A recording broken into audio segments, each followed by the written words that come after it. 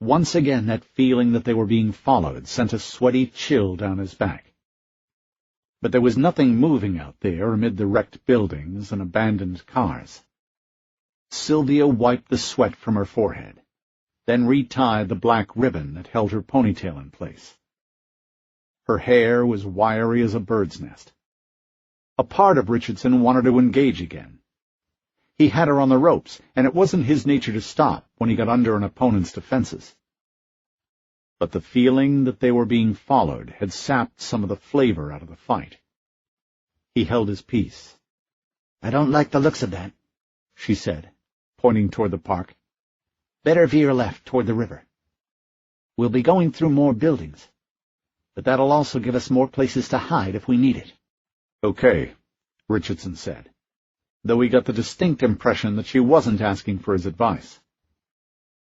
"Where are you planning on going?" "The free trade market down in Herculaneum," she said. "That's where I was planning on going, too." She looked at him, but said nothing. She turned to Avery. "You okay?" "I'm fine," Avery said, though it wasn't a convincing act. Her face was flush. There were sweat stains all down the front of her baggy shirt. They moved out again, this time at a walk, and entered a wider section of the street. Richardson had the distinct impression that they had crossed some kind of cultural or economic dividing line in the old city's demographics. The red brick buildings were fewer and farther between. He saw more and more banks, modern two-story houses that had originally been painted white but were now peeling and faded, and here and there a dry cleaner's and a grocery store and a theater. There were also lots of wrecked cars, most of which had been cannibalized for parts or destroyed by fire. But luckily, no zombies. "I remember what you told me when you asked permission to come along with my group in San Antonio," Sylvia said. "You said you were trying to write the definitive history on the zombie outbreak." Richardson remembered the conversation well. It had taken place in her office at the University of Texas in Austin. Her office was a small room in Parlin Hall with a window overlooking a wooded courtyard, and beyond that, Guadalupe Street, known affectionately on campus as the Drag. The walls were one continuous bookshelf, each shelf sagging beneath dusty rows of novels. She had been a moderately attractive middle-aged woman then, maybe a little plump, a little pale for his taste, but smart. He'd sat in the one chair in the room that wasn't mounded with books. On the desk between them was the court order signed by Justice Allen Woods. The order allowed her to take 40 college kids who didn't know the first thing about the risks involved, inside the quarantine wall around San Antonio. Back then, before anybody really had any idea at all about what was going on with the infected, there were strong feelings on both sides about the proper way to handle the problem. Most of America wanted to eliminate the infected by any means necessary. Dr. Carnes, and a few very vocal people like her, disagreed. The infected were victims of a plague, she said. We wouldn't be talking about wholesale murder if this was a flu outbreak, or rabies, or anything else. But you're leading them into a meat grinder, he said to her. "I disagree. All my students are dedicated members of the People for an Ethical Solution. They have made informed choices. They believe, as I do, that the infected are still human, and therefore have the same rights and expectations that any human being has in an enlightened society. This trip will show that we don't need to be afraid of them. This trip will show the U.S. government that the time has come to send in researchers to try to combat this outbreak." "Sounds like you rehearsed that." She simply stared at him. "Your students are just kids," Richardson went on. "How can they make informed choices?" "Each member of my group is over 21. They're legally adults, capable of making their own choices." Richardson choked down his objection. He'd never met a 21-year-old kid responsible enough to shop for groceries by himself, much less make an informed choice on an issue where the stakes involved life and death. But he knew it wouldn't do any good to tell Dr. Sylvia Carnes that. She was a zealot, and arguing with a zealot did about as much good as pounding your head against a wall. You think this is a mistake, don't you, Mr. Richardson? He shrugged. I thought I'd been pretty clear on that point, yes. I think you're going to get those kids killed. I think we'll probably all get killed. And yet you're still going. Richardson smiled. I wouldn't miss it. Why? You know why I'm doing it. Why are you doing it? He just went on smiling. Because Simon and Schuster asked me to write the definitive history of the zombie outbreak. And because they backed a dump truck full of money up to my door. But it wasn't the real answer, and both of them knew it. Now here he was, 8 years later, and the world was a completely different place. Everything had changed. Off in the rubble to his left, he saw a zombie trying to wade its way through the debris. But it was no threat. Its injuries were too severe for it to do anything but fall over. It couldn't even moan. It was, in many ways, a lot like the world it haunted. Did you ever write your book? Sylvia asked. The question surprised him, and he wasn't really sure how to answer her. I never really stopped, he finally said. These last few years I've been wandering the country, talking to survivors, building up a library of stories. That's what has kept me alive. He laughed, an unpleasant sound with a note of bitterness beneath it. It's given me a reason to get up each morning. She was quiet for a moment. That zombie you were just looking at, she said, gesturing with her chin toward the building on Richardson's left. Yeah? That's a stage 1. If I had to guess, I'd say he got turned sometime this summer, maybe even a few weeks ago. You know the difference between a stage 1, 2, and 3 zombie, right? He nodded. She started walking, and Richardson and the girl fell in with her. Then you know how they are nearly back to where they were before they were infected. Mentally, I mean. They are capable of extremely complex actions, such as— Richardson frowned. Now hold on a second. I don't think I buy that at all. Perhaps they regain some limited cognitive faculties, but to say they— Such as manipulate other zombies, Sylvia interrupted. Use strategy to hunt prey. You even mentioned that one yourself. If you ask me, it sounds an awful lot like near full use of cognitive faculties. But have you ever wondered what comes next? After what? You mean, after stage 3? She nodded. Richardson's mind didn't want to take in the possibility. Are you saying the Red Man is— what? A stage 4 zombie? She touched the tip of her nose. That's— Richardson wanted to say that it was impossible, but it did make a weird kind of sense. Was that really the next step? Oh, my God, he said. Sylvia nodded. Yeah, well, the zombies sure seem to think so. Chapter 6. By late afternoon, the rich, muddy smell of the river was thick in the air.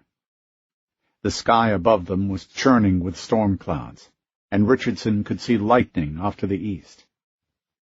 He hadn't eaten since before daybreak, and he was about to recommend they stop when Sylvia did it for him. What do you think? She said to Avery. Sylvia was pointing at a small 2-story office building with an upstairs balcony that looked like it might afford a pretty good view of the street. Her hair had once again worked itself loose from her ponytail, so that now it resembled the ball moss that hung from the pecan trees down by the river.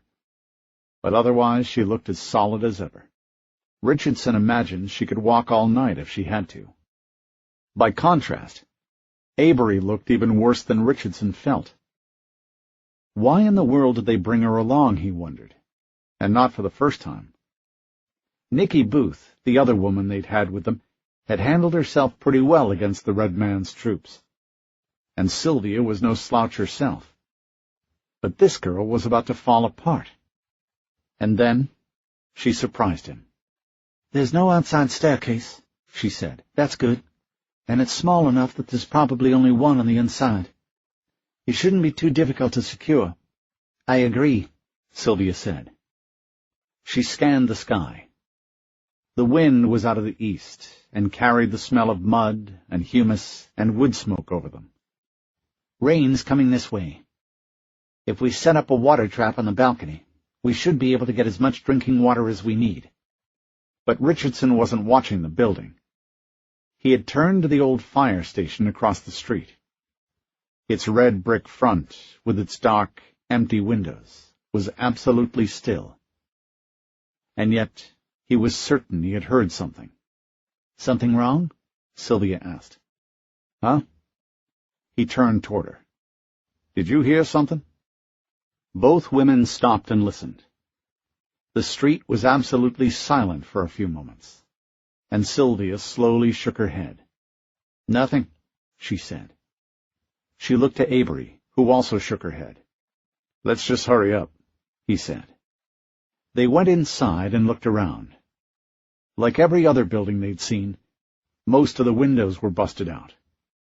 Rainwater had entered the building, and in places had mixed with fallen ceiling tiles to form a muddy, gray sludge on the floor. The wallpaper had blistered, and in a few places it sagged to the floor in loose scrolls. But overall, the building looked to be in pretty good shape. It would certainly do for an overnight shelter. Avery Harper was right about there only being one interior staircase. They used furniture from the offices to block it off, making it all but impassable to any zombie that might happen to find his way in during the night. That done, they retreated upstairs, and Richardson cleared out spaces for them to sleep, while the women went out on the balcony and set up the water trap in case it rained. When they came back inside, Richardson was unloading his backpack. He removed 2 cans of pork and beans, a small wire rack he'd made from a coat hanger, and a can of sterno. "You guys hungry?" he asked, lighting the sterno. "God, yes," Avery said. Sylvia nodded, her eyes on the open can of pork and beans. "Have a seat," Richardson said, as he arranged the wire rack over the can of sterno. "This thing's only big enough for 1 can at a time. Takes about 5 minutes. 5 minutes is just fine," Sylvia said. "I thought it was going to be beef jerky again tonight." "You have beef jerky?" She reached under her shirt and removed a belly band. Inside the band were several sheets of dried beef wrapped in cellophane. "Road food," Sylvia said. "I've got a can of green beans. If you want to save it, we can have the beans and the jerky for breakfast." "Deal," she said. "Mr. Richardson?" Avery said. She was looking over the things he'd removed from his backpack. "What is all this stuff?" "Just supplies, things I've picked up over the years." But it was quite an assortment, honed from years of living on the road. Extra socks, canteen, water purification tablets, matches, compass, small LED flashlight, waterproof poncho, a large tarp he'd made from an Army surplus ghillie suit, signaling mirror, bedroll and blanket, a 50-foot length of nylon rope, a slim collection of Wordsworth's poems he'd found in a small-town library in Nebraska, first aid kit, Swiss Army knife, binoculars, ammo and cleaning kit for the rifle he'd lost earlier that morning, jacket, BDU pants, a T-shirt, long underwear. "Living on the road," he said. "You never know what you're going to need." She examined the gear with obvious fascination, and it occurred to him that she had never spent more than a few nights away from her compound, wherever that was. Then she picked up his iPad and said, "What's this?" "It's an iPad," he said. "It was state-of-the-art back before the outbreak. I found it in a computer store in Seattle, Washington, about 5 years ago." "What do you use it for?" "I store my interviews on it." "Interviews? Of who?" "Anybody. People I meet." "What do you interview them for?" "To get their stories," he said. "It's what I do." "Mr. Richardson was a reporter before the outbreak, Avery," Sylvia said. "That's how we met. He was writing a book about it. That's right, Richardson said. But call me Ben, please. I mean, if that's not too weird for you. Sylvia took a long time to consider it. I guess that'd be okay, she said finally. You did kind of get us out of a bad spot today. Yeah, I guess that'd be okay. Richardson wrapped a rag around the beans and took them off the heat. Then he got a spoon from his pack and handed it to Avery. You too, he said to her. Call me Ben, okay? Avery took the can and spoon from him and ate a spoonful with her eyes closed. She savored it for a long time. When she opened her eyes, she smiled apologetically.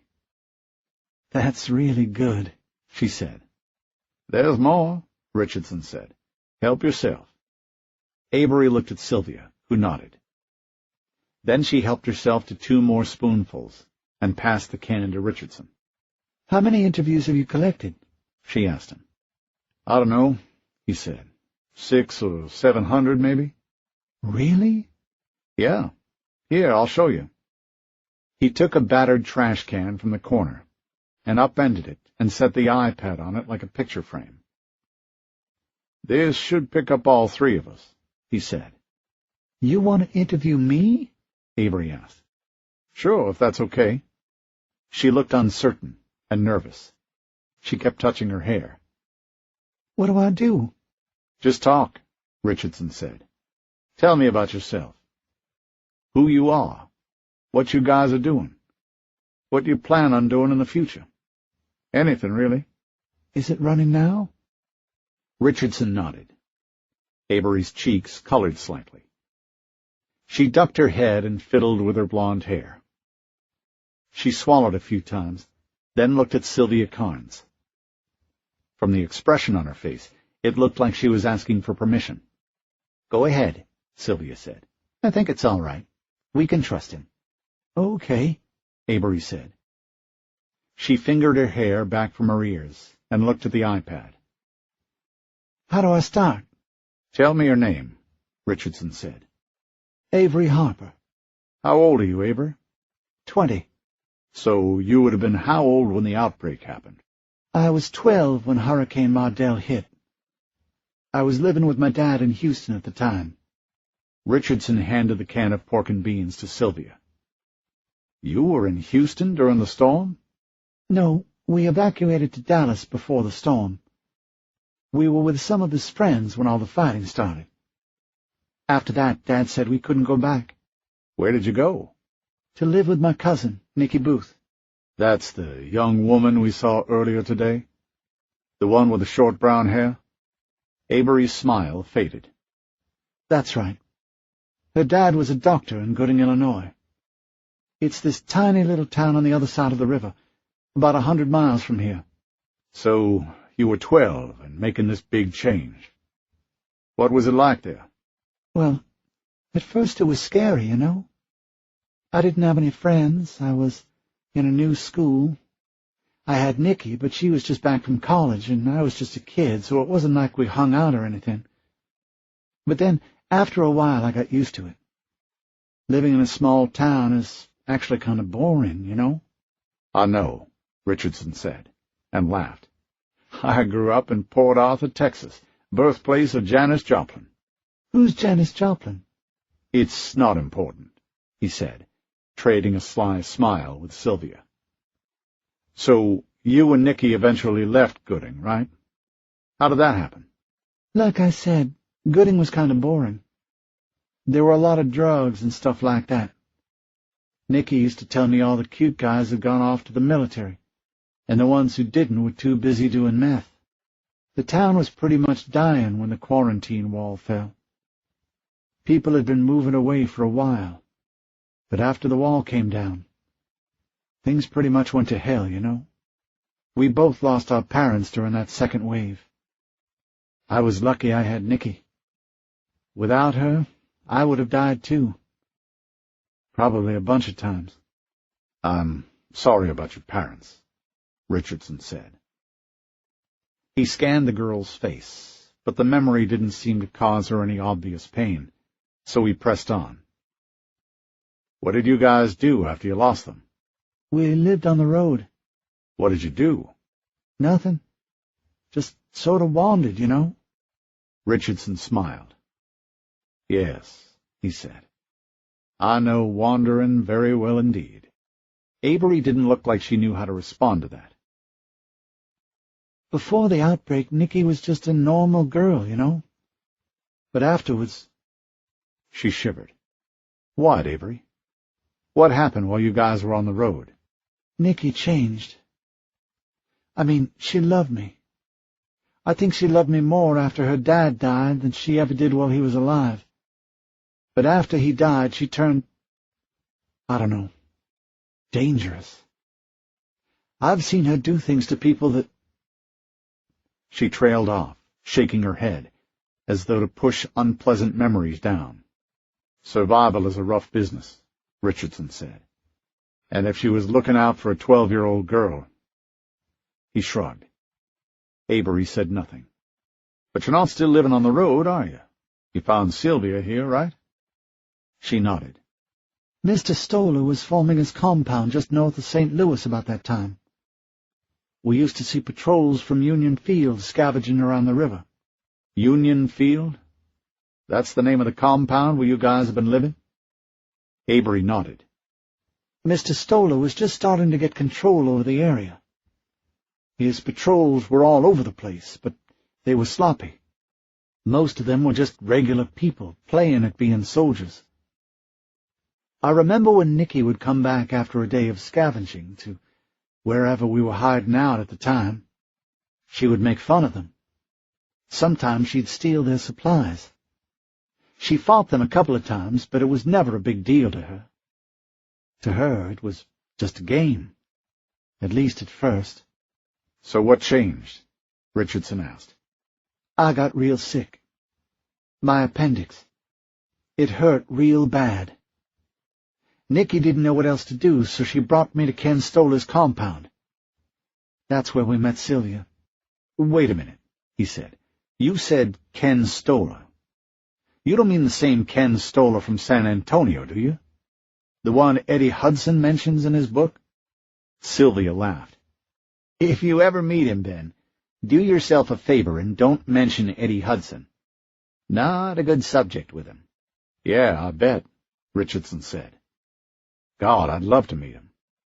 During the interview, Avery seemed to grow comfortable. She looked at ease. The flame from the sterno gave her plump face a pleasant glow, and when she smiled, her teeth were white and straight and healthy. But the smile drained away from her face as soon as Richardson mentioned meeting Ken Stoller. He could see her body stiffen beneath her baggy clothes. Did I say something wrong? He asked. Avery swallowed several times, very fast, but wouldn't meet Richardson's gaze. He looked from the girl to Sylvia. Sylvia looked back at him, and she seemed to be taking his measure, as though she was wondering just how far she could trust him. Finally, she looked at Avery. Go ahead. It's okay. Avery said nothing. Avery, honey, it's okay. We're going to have to trust somebody. We can't help Nicky on our own. Sylvia studied Richardson for a long moment. Then she said, It didn't take very long for Nicky to completely redo the way Union Field sent out patrols. Nicky organized our defenses, trained our people. She turned a bunch of clueless survivors into a fairly professional fighting force. She and Ken Stoller were very close. Were? Richardson asked. Avery nodded. Before the Red Man came. Tell me about that, Richardson said. What's his story? There used to be 5 other compounds just south of Union Field, Avery said. We used to trade with them fairly regular. We knew each other. Then the Red Man came with his zombies and his black shirts, and one by one they took over the compounds. When did this happen? The first one was Wagner Green. It fell about 1.5 years ago. After that it was Las Cruces, then the Wilhelm Crowder compound, then Mud Flats. Nicky and some of the men from the Calamar compound managed to push the Red Man back into St. Louis. For a while, we all thought he'd given up. But then he went after Calamar. Nicky was there right afterwards. She told me it was awful. And Calamar, that was when? About 2 months ago. Sylvia put a hand on Avery's arm. To Richardson, she said, Nicky and Stoller got into a really bad fight after that. About what? Ben, you don't understand. When the Red Man takes over a compound, he's usually after people. If they'll join him voluntarily, they can become one of his black shirts. If not, they get turned? Most of the time. She frowned. But he didn't do that at Calamar. He was furious about losing to them at St. Louis. I saw the pictures Nicky and his patrols took of what they found at Calamar. Ben, he didn't even try to take prisoners. He slaughtered them all. Richardson was quiet, waiting for her to go on. Lightning flashed outside, followed by a deep, bellowing roll of thunder. After Calamar, Ken wanted Nicky to take the fight to the Red Man. He thought if they beat the Red Man once, they could do it again. But Nicky didn't agree? Sylvia shook her head. She said that would be suicide.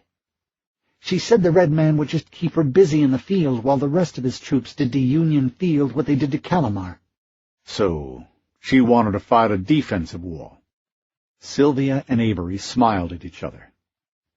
No, Sylvia said. Nicky wouldn't even consider fighting a defensive war.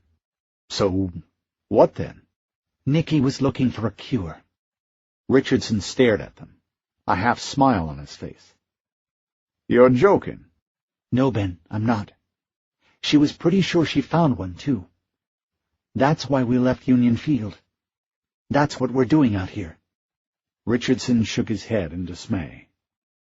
Sylvia, that's absolutely ridiculous. I've been all over this country. I've even been into Mexico a few times. People everywhere talk about finding a cure. It's like some kind of fairy tale. That's what Stoller said. Richardson laughed. What do you know? I never thought I'd agree with that idiot on anything. It's real, Ben. Nicky believed in it. Yeah, so much that she turned her back on however many people you've got back at Union Field. She's your best fighter, and she went off hunting red herrings when her people needed her most. No wonder Ken Stoller is pissed. Sylvia's eyes narrowed. Don't talk about things you don't understand, Ben. I understand things just fine, Sylvia. I understand that there's no such thing as a cure to the necrosis filovirus. The only cure for a zombie is a bullet in the brain. Now you really sound like Stoller. Yeah? Well, it sounds like he finally came to his senses, if you ask me. That's the difference between us, Ben. You never did believe. And you were always a dreamer, Sylvia. She slapped her palm down on the floor, kicking up a thin cloud of dust. You don't mean to tell me, after everything you've seen today, that you still believe these people can't be saved? I would think this, finally, would convince you. What do you mean, after what I saw today? Were we watching the same thing? Because what I saw was some guy who fed a living person to a huddle of zombies, and then deliberately infected another man. That doesn't sound like somebody in need of saving. What I saw was a man in need of being cut up into little bits and buried beneath a ton of lime. He's insane, Ben. I'll give you that. But he is regaining his sense of self. He is living proof that the disease isn't permanent. That there's hope. Hope? Sense of self? Sylvia, I didn't think it was possible. But you might actually have gotten crazier since San Antonio. Crazier? She pulled her hair and made a noise that, to Richardson at least, sounded a lot like a growl. What do you think is going on out there, Ben? The Red Man is proof that this disease can be dealt with. You've seen him with his troops. Surely even you can see that he's capable of working with uninfected people to achieve a common goal. That's all we want. We want to coexist until a cure can be found. That's not going to happen, Sylvia. Look around you. There's nothing left. We have one chance to survive, and it doesn't involve subjugating ourselves to some freak of evolution.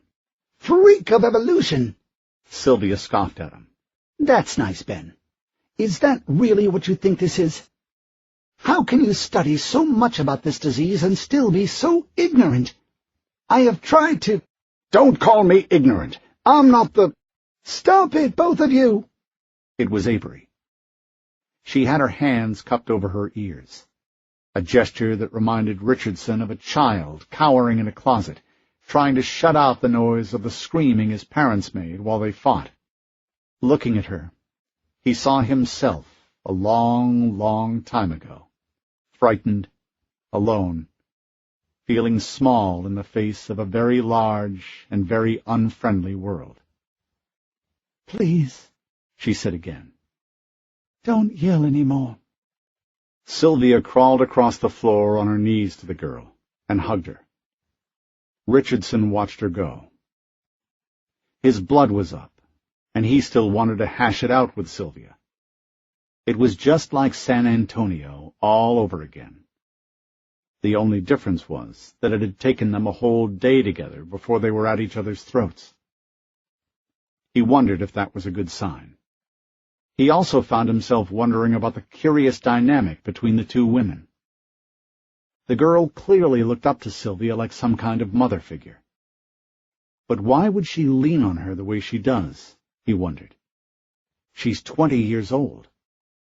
Living in the world she lives in, she should be stronger than that, more independent. Sylvia stroked the girl's blonde hair.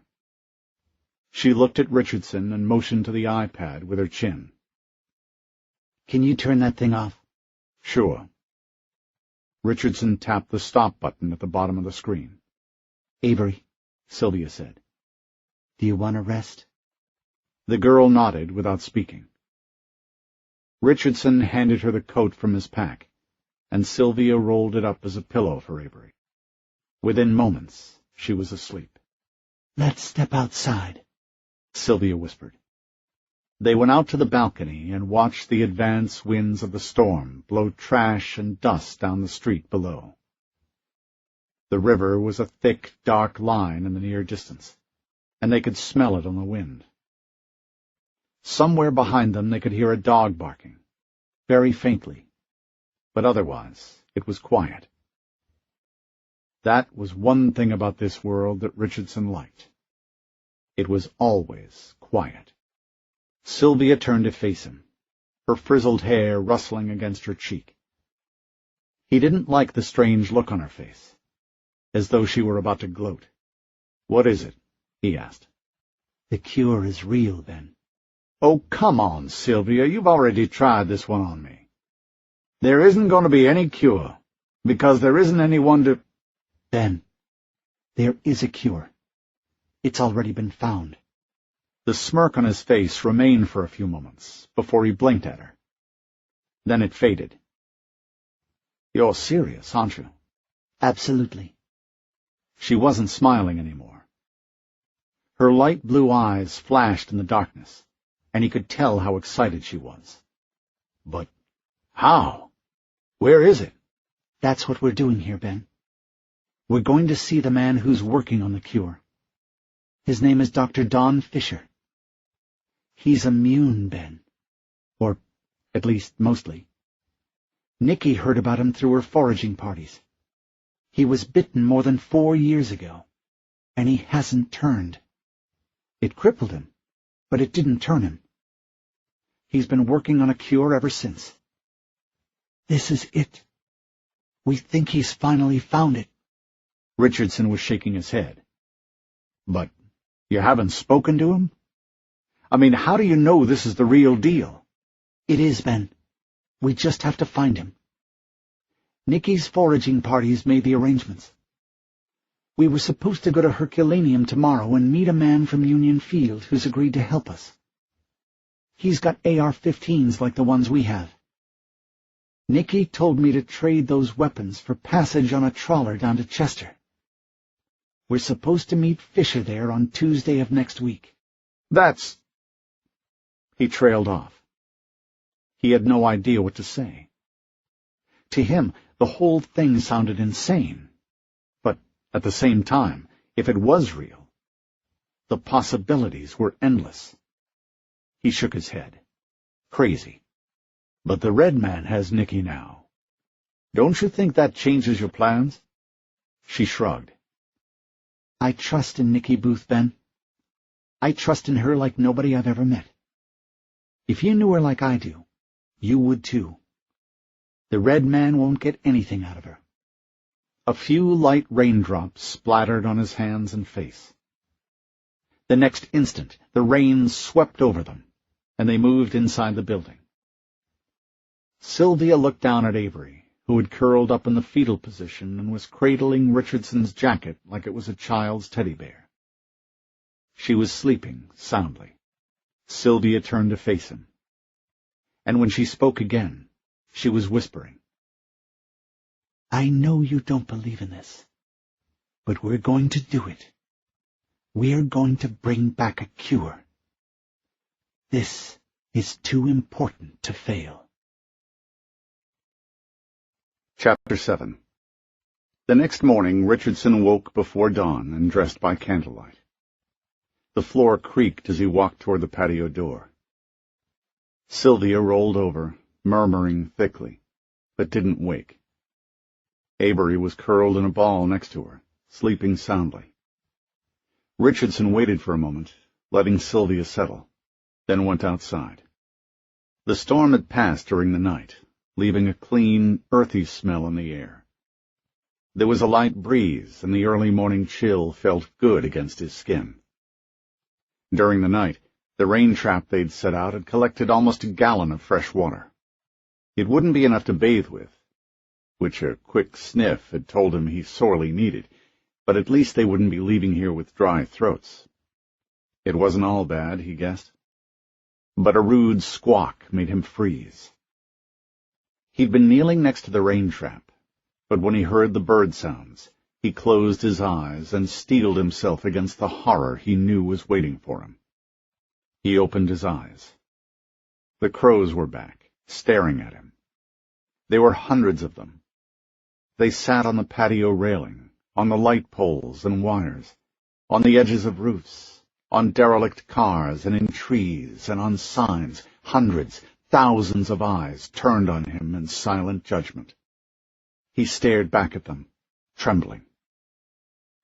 He remembered what it was like when he came back to the Paradise compound 6 years earlier, to find everyone he cared about getting fed upon by crows. Remembered the sight of all those people, 1,200 in all, getting picked clean to the bone by birds that squawked and fought over the scraps. You won't get me, you carrion birds, he thought. You missed me when you came from our friends in Montana, and you won't get me now. You ate the people I loved most in this world, but you didn't eat my heart. That you won't ever have. Though even now, the memory of all those carrion birds, black as soot, glassy-eyed and squawking furiously at each other, made him cower in fear. Richardson and a few others had gone down to California to get seeds for the coming spring. They were gone 4 months. When he left, Ed Moore and the blind girl Kyra Talbot and Billy Klein and Jeff Stavers and all the others were alive and well, arguing about whether or not to open the compound to the hundreds of refugees coming north, because they had heard of the wonderful things Ed Moore was doing in Paradise Valley.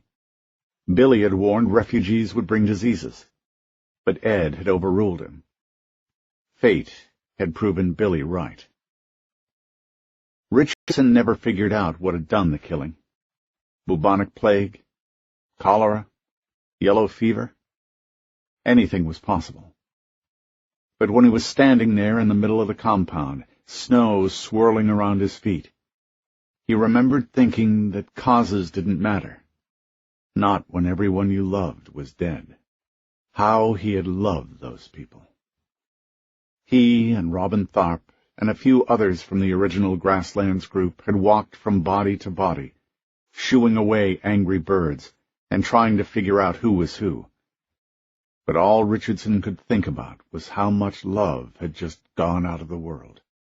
"Ben," Sylvia said from behind him. "You okay?" Richardson stiffened, wiped the eyes with the back of his hand. "Fine," he said, without turning around. "You guys about ready to leave?" "Just about. How much water did we get last night?" He turned, sniffled, and handed her the trap. "Looks like about a gallon." She took it from him. She looked at him curiously, watching his eyes. "Thanks," she said. "You want to have that breakfast now? Green beans and beef jerky?" He nodded, grateful she had the good grace to leave his grief alone. Later, when they were packed and ready, Richardson dangled his rope over the balcony. They scaled down to ground level, and he pulled the rope down after them and stowed it in his backpack. Then they set out, walking through the darkened ruins without speaking, their feet sloshing in the muddy puddles left by the rain. The ruins seemed deserted, as Richardson expected them to be. Most of the infected, he knew from long experience, preferred to hunt in the daytime. Walking under cover of early morning darkness, they hoped to get out of the city proper by dawn. They got on Interstate Highway 55 and followed it all the way to the southern edge of town without seeing anything. There weren't even any rats scurrying around. Even still, Richardson couldn't shake the feeling that something was watching them. He kept stopping and turning, scanning the road behind them. Once it took him so long to start back up that Sylvia and Avery had to double back to him. "What is it?" Sylvia asked. Richardson strained his senses against the darkness. He heard the dull drone of cicadas in the overgrown fields on either side of the highway, the chatter of birds, the wind whistling through the holes in buildings, and something else, a wet, rattling sound, like a man struggling to breathe through lungs nearly flooded with phlegm. "We're being followed," he said. She scanned the road behind them, and then the buildings off to the west. "Yeah, I think you may be right." Richardson glanced east. Daylight was overtaking them. Already he could see reds and oranges spilling over the horizon. Up and down the highway, the ghostly shapes of long abandoned cars waited silently for nothing. "I don't like this," Sylvia said. "We're too easy to spot out here." "It can't be the red man, can it? Following us, I mean? If he had us in sight, wouldn't he just overtake us with his trucks?" "I would think so," Sylvia said. "Could it be Ken Stoller?" She grimaced. "God, I hope not." They passed a ruined movie theater on their left, and Richardson slowed to look at it without even realizing what he was doing. Abandoned buildings like this fascinated him, pulled him in. Even before the outbreak, places like this had held a special fascination for him. Now they were everywhere, like this theater. Grass had grown up in the parking lot. There were a few cars abandoned there, but they had been stripped, and a few had been burned. He could see skeins of metal wire encircling the wheels where the tires had melted. Beyond, the building was a mess. Gone were the windows and the glass front doors, all of them smashed. The lobby was a black maw that resembled the entrance to a cave. They had been showing Duma Key when the outbreak swept through here, but the D was missing now. "What is it?" Sylvia asked. "You hear something?" "No, just looking." "At what? The movie theater?" He nodded. "Do you miss it?" Miss what?" "You know, the world. Going to the movies, tater tots from Sonic, a McRib at McDonald's, concerts, picnics in the park, going to the bookstore, catching a favorite song on the radio." "And paying bills and traffic jams and politicians," he said, smirking at her. She had seemed playful when she brought up the topic, but her smile slowly dried up. I guess not. No, he said, suddenly turning serious. I'm not being fair, Sylvia. I do miss it. Sometimes, every once in a while, I dream about how good things used to be. Do you do that? She didn't answer, but he could tell by her expression that he'd touched a nerve. He went back to looking at the movie theater, and for a second he almost told her about a piece he'd written comparing zombies to abandoned buildings. Thinking about it now, there was actually something to it. Both, after all, were crippled wrecks, somehow still on their feet. But beyond that, both were single-serving-sized doses of the apocalypse. Both existed in a sort of temporal neverland, so that you could see their present reality, that of the wreck, but also hints of what they once were, and the potential of what they could be in the future. All three realities existing at the same time, overlapping each other. But he knew where the conversation would lead. Where Richardson saw the zombie as a dead end, a being whose only future was a long, slow trek into the grave, Sylvia saw a cause, a soul to be reborn. She was a dreamer. He was a realist. What could possibly come of that but another fight? Yesterday he'd have been up for it, but today he was too tired. And from her expression, so was she. You still looking at that thing? Sylvia asked. It's hard to look away, he admitted. I thought you were collecting stories of people, not buildings. I am. Sylvia considered the movie theater for a long moment. Then she said, But there's no passion in it, Ben. Last night, when you were telling us about what you'd been doing, all the interviews you gathered, you sounded tired. You sounded like you were on autopilot. But I look at you now, the way you're looking at that thing, and I see your eyes on fire. There's passion there. He started to answer, and then realized he couldn't figure out if she'd actually asked a question. You know what I think? Sylvia asked.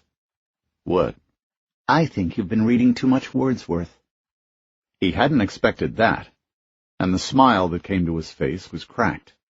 And, as though she possessed some kind of rudimentary mind-reading skills, she said, I saw that copy of the lyrical ballads in your backpack last night. Let me guess. Tintern Abbey. He shrugged. Guilty as charged.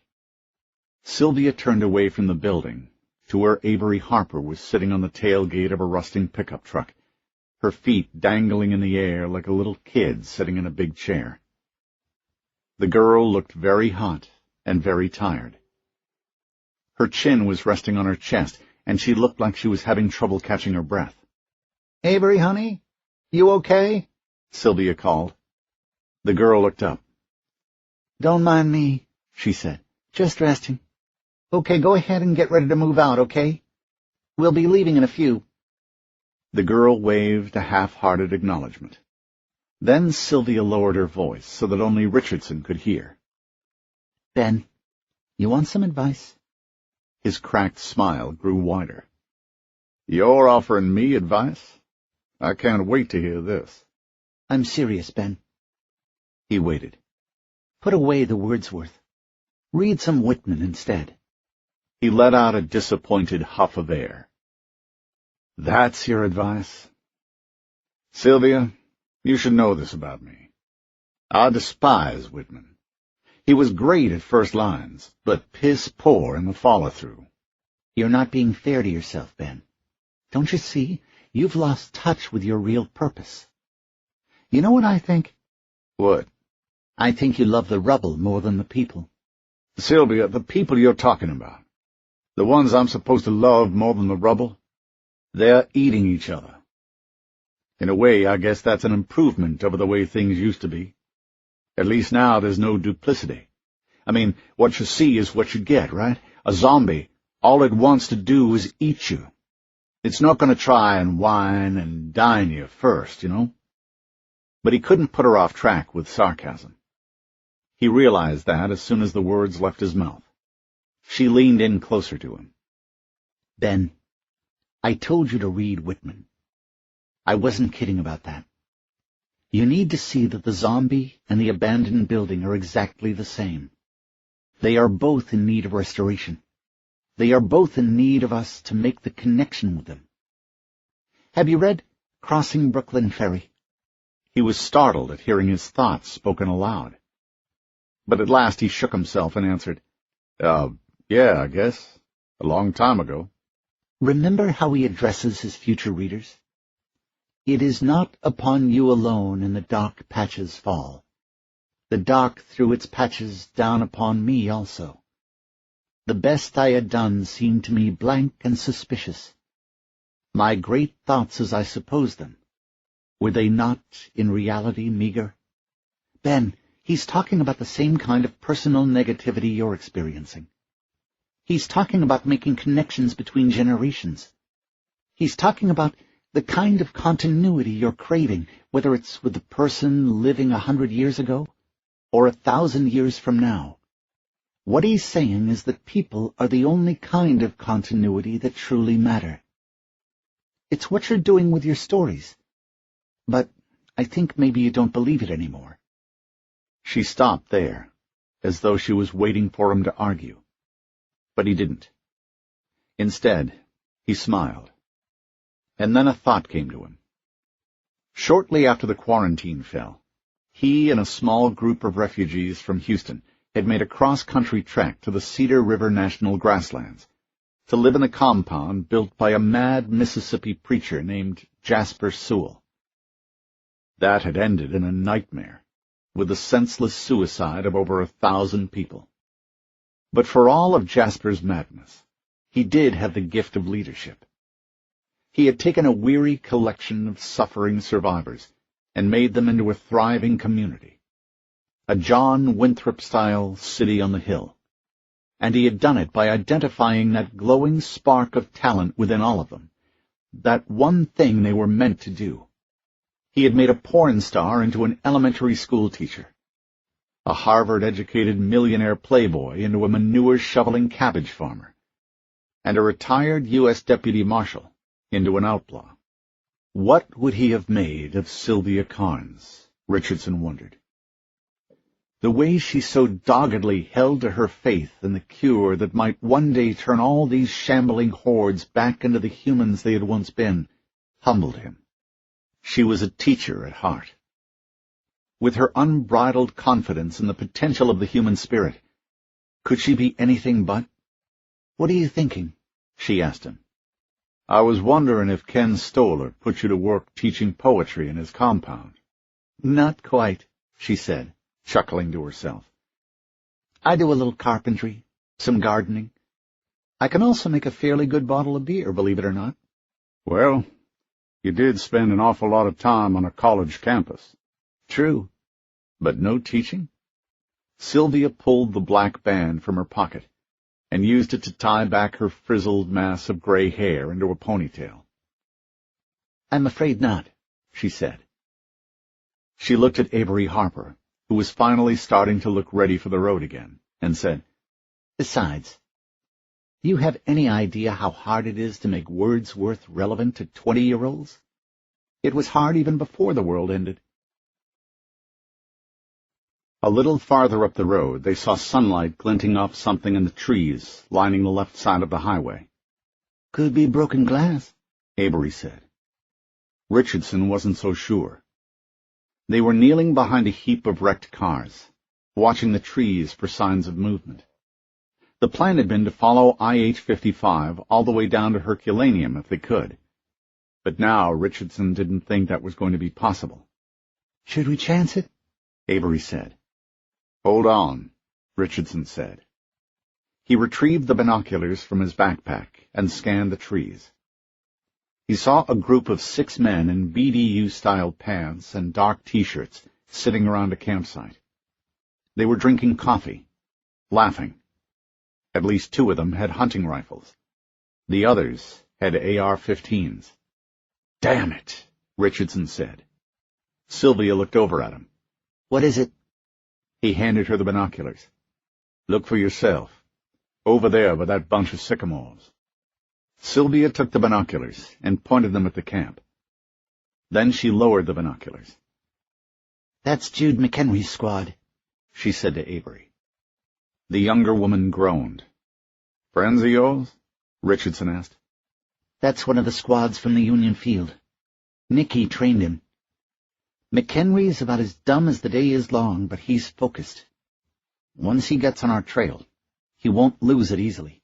"They don't exactly look like they're ready for an ambush." "That's not their job," Sylvia said. "Remember, they're used to hunting zombies. The way Nicky trained them, they'll wait for us to get on the bridge over the river. Most of the force will be on the other side. Once we get on the bridge, McHenry's squad will come up behind us, and we'll be trapped." "So Nicky taught them that? And now they're trying to use it on her? I guess they assume she's still with us." "I said he was focused, not smart." Sylvia turned to Avery and said, "Honey, we need a way out of here. Where do we go?" The question surprised Richardson. "I've got a map, Sylvia." "And I bet it's nowhere near as good as the one I've got." "Avery?" The girl looked behind them, then to the west. "That's Merrimack Bottom Road up there. We can follow that to Highway 21, which will take us to State Highway M. From there we head east and cross back to 55. "Where does that come out?"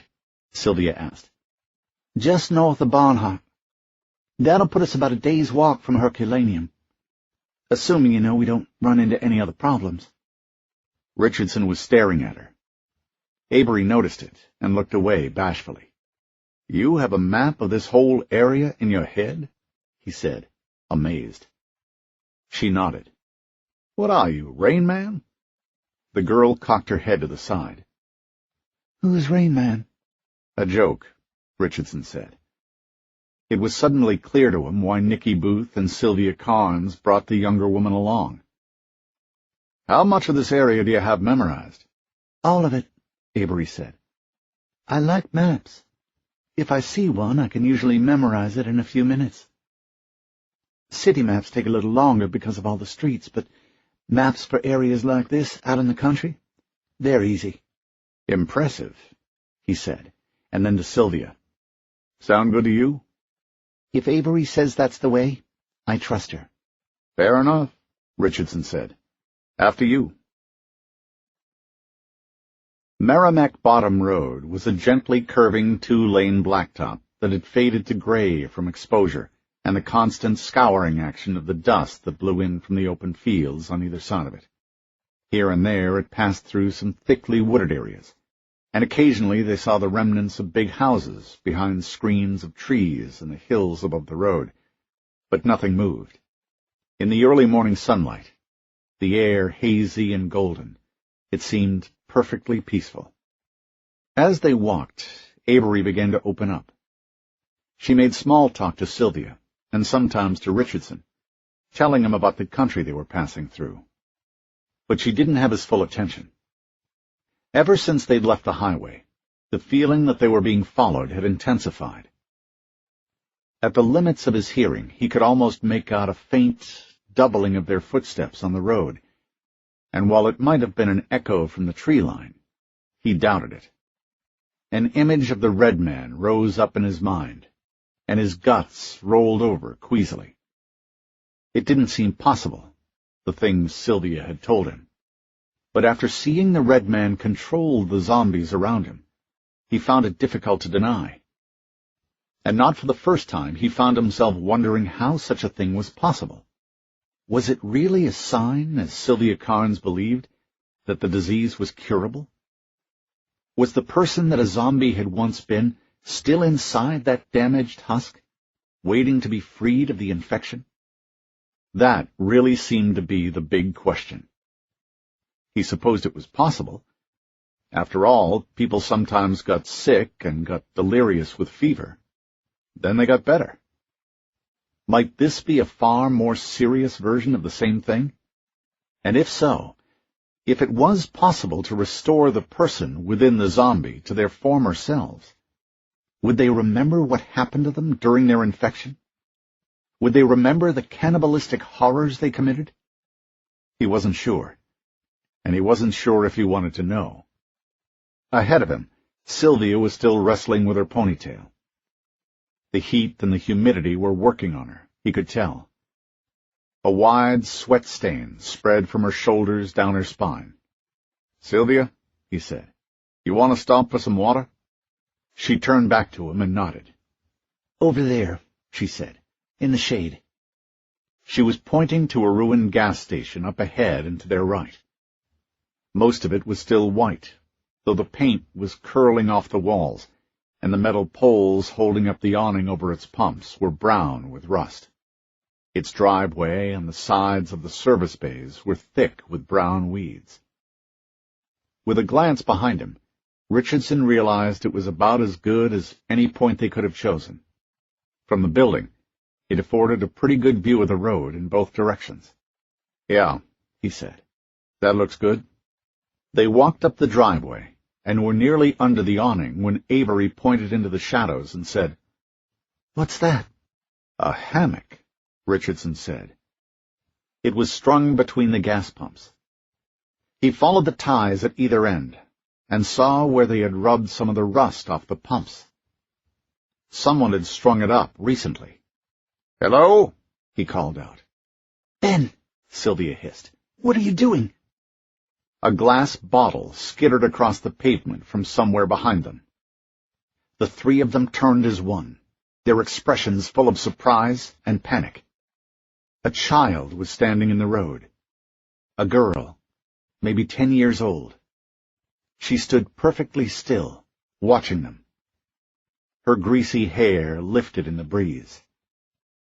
Richardson immediately thought, zombie. But something was wrong.